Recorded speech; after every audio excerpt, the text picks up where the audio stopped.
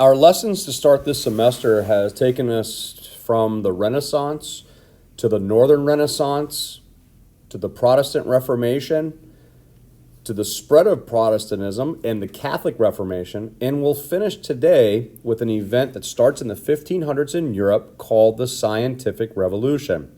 Now, the Scientific Revolution, if you're into any science, biology, chemistry, any of these topics that are discussed in your classes today, started during this time period and were really revolutionized and modernized during this time period. Now, there's a very central theme of the scientific revolution that you need to know. And it goes like this: nothing was to be believed unless it could be proven.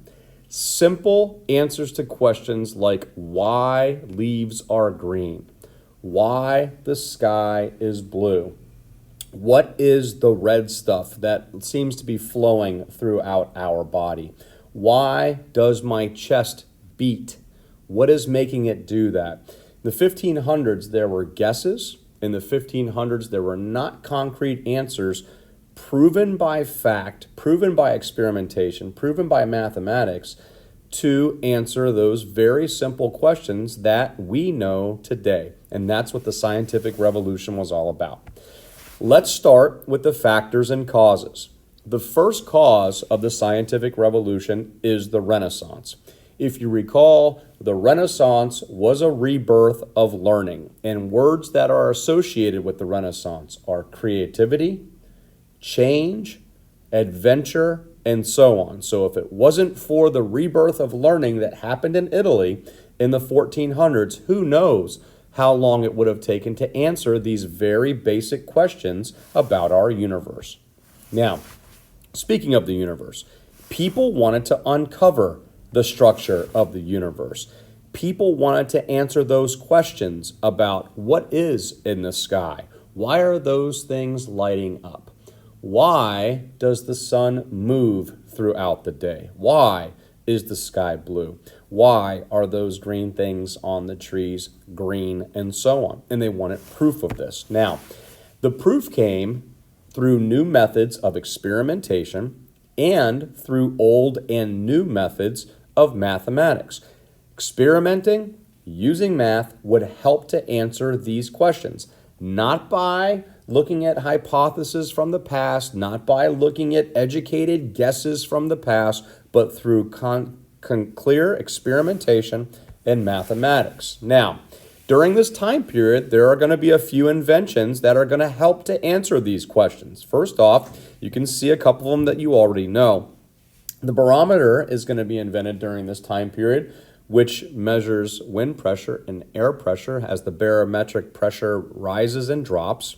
The thermometer, we all know what that does. It measures temperature and so on. And a microscope was invented, which helps to use things and see things more clearly that are not very clear to the ordinary common eye. Now, in your primary schools and probably in your secondary school, you have used the scientific method.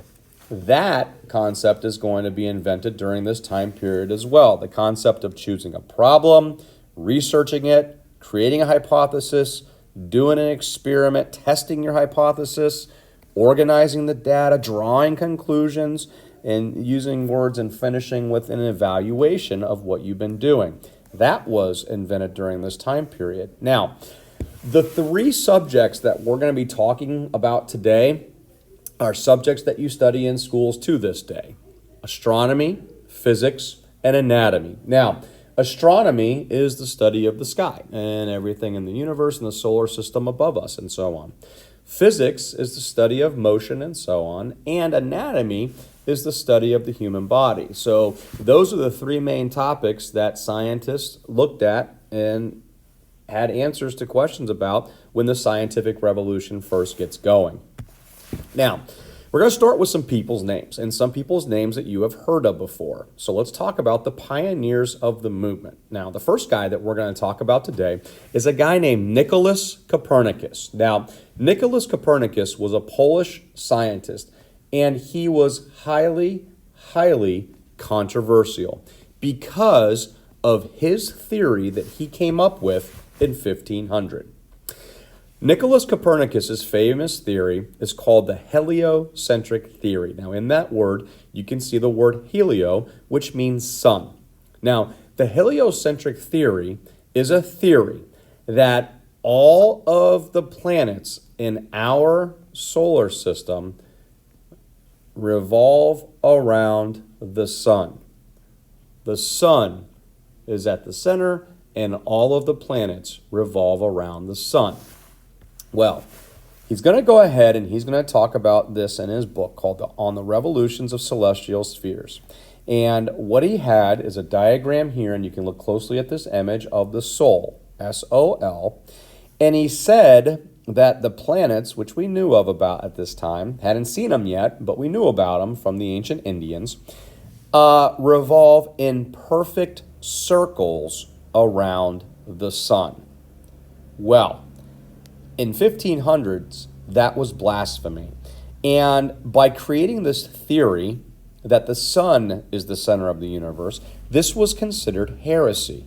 This was considered witchcraft because he contradicted a guy named Ptolemy, a Hellenistic thinker from 100 AD. Now, Ptolemy's theory, and you need to add this to your notes, was called the geocentric theory.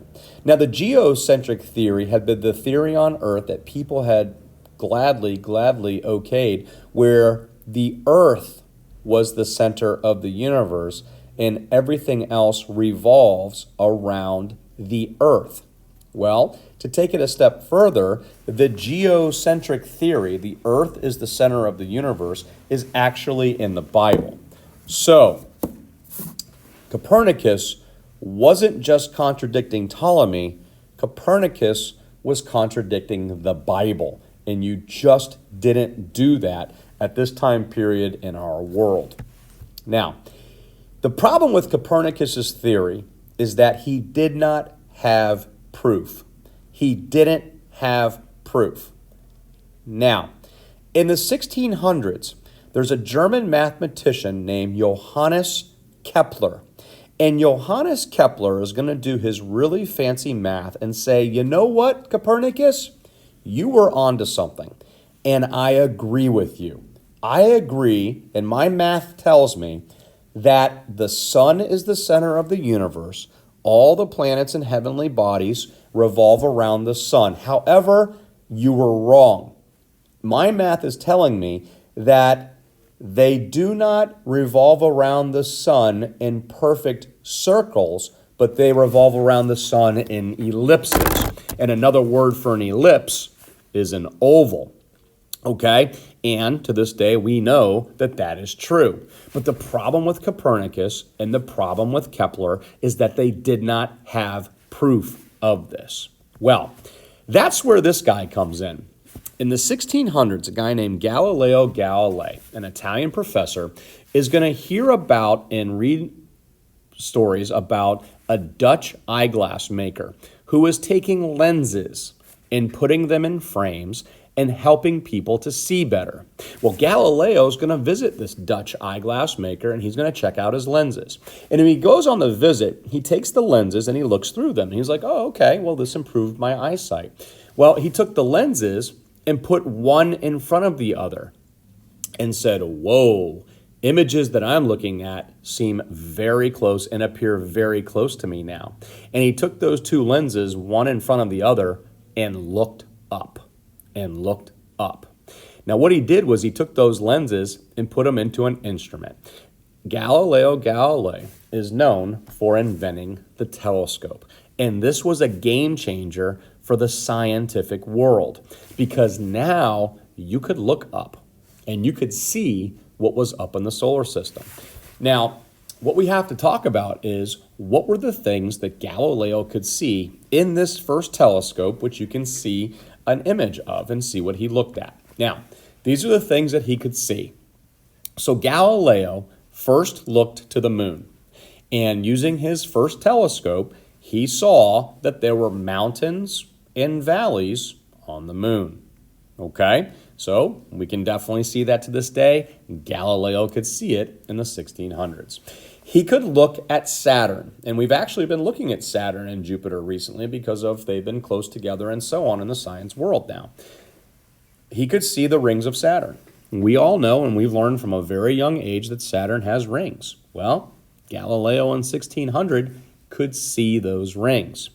Now, here's the game changer.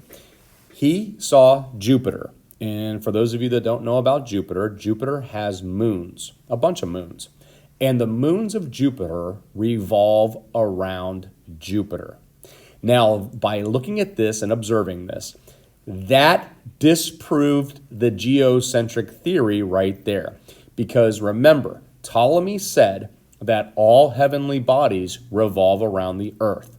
Well, the moons of Jupiter do not revolve around the earth. They revolve around Jupiter itself. So that totally disproved the geocentric theory there from the start, because not every heavenly body revolves around the earth, like what Ptolemy said in 100 AD. Well, this was highly, highly controversial. Highly controversial. Now, at this point, I want you to stop the lesson, and we're going to go through and we're going to do a reading on a letter that Johannes Kepler sent to Galileo, and Galileo is going to respond. So hit pause, and we'll go see that reading. So Galileo, after talking about all this, is actually going to come out and he is going to publish what he saw. And in 1632, he's going to write a book called a Dialogue on the Two Great Systems of the World. Now, the dialogue on the two great systems of the world, obviously the heliocentric and the geocentric, obviously, number one, blatantly contradicted the Bible. So it's out there now. This guy, Galileo, is going to contradict the Bible by saying that all heavenly bodies revolve around the sun and not the earth.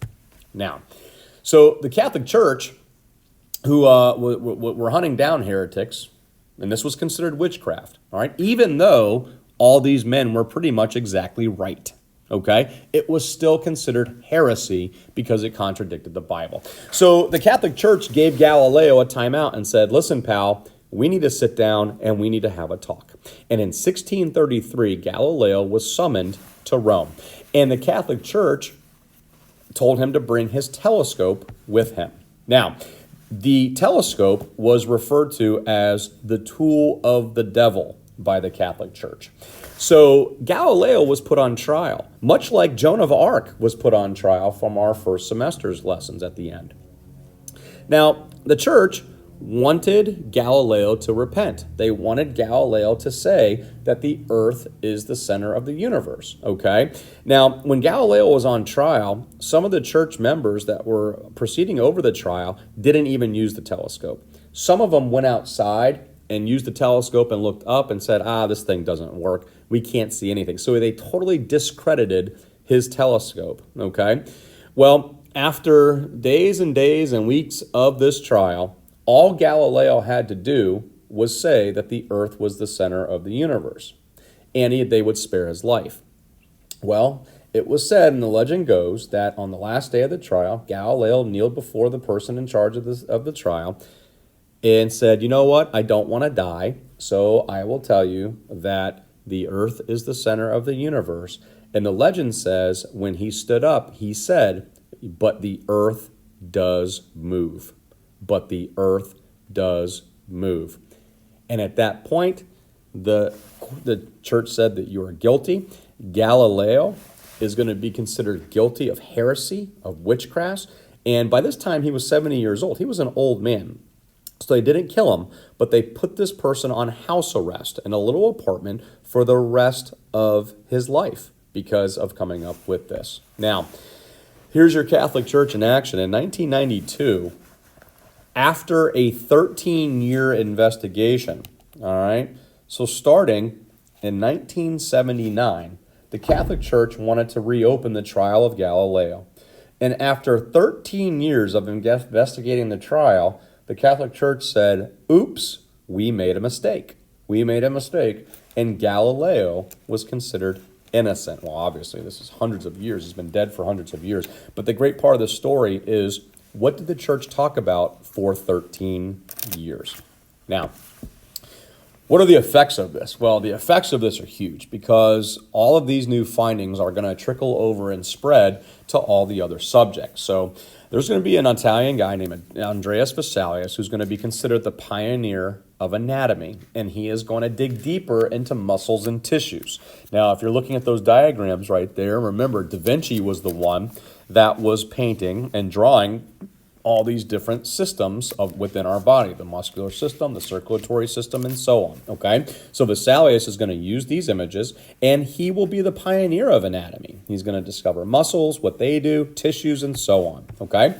There's an English doctor named William Harvey who is going to do an extensive study within the circulatory system.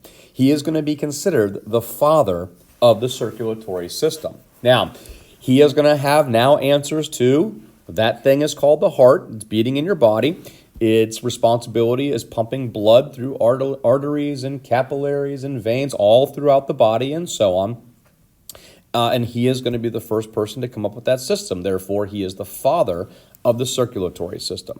Now, some other effects of the revolution are pretty simple to understand. You would imagine with all of this new information flocking throughout Europe, there would be a huge demand for schools and universities. And that's exactly what popped up. Schools and universities are going to pop up all over Italy and all over France and all over England because there are people that are going to be needing this information and wanting to learn about all this information and wanting to go to school and school at the university level to learn about all these new things, okay? And the new discoveries that I'm talking about are things that we've heard of pretty much off the top of our head. So they were going to school to learn about this English guy named Newton, Sir Isaac Newton, who's going to do extensive research and findings in gravity and motion, which will lead to our modern day physics class, the study of motion and so on.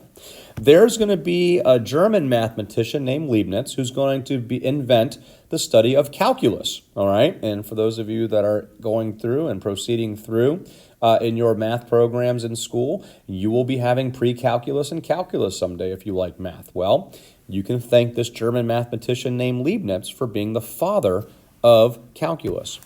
There's going to be a Dutch doctor named Leeuwenhoek who is going to do extensive work on the microscope and tell us what bacteria was. And that's huge because when you get sick today, we've already talked about this during the Black Death, you either have a bacterial infection or a viral infection. And by finding out that it's a bacterial infection, we know that antibiotics cure bacterial infections, and you can be cured if you are sick with a bacterial infection.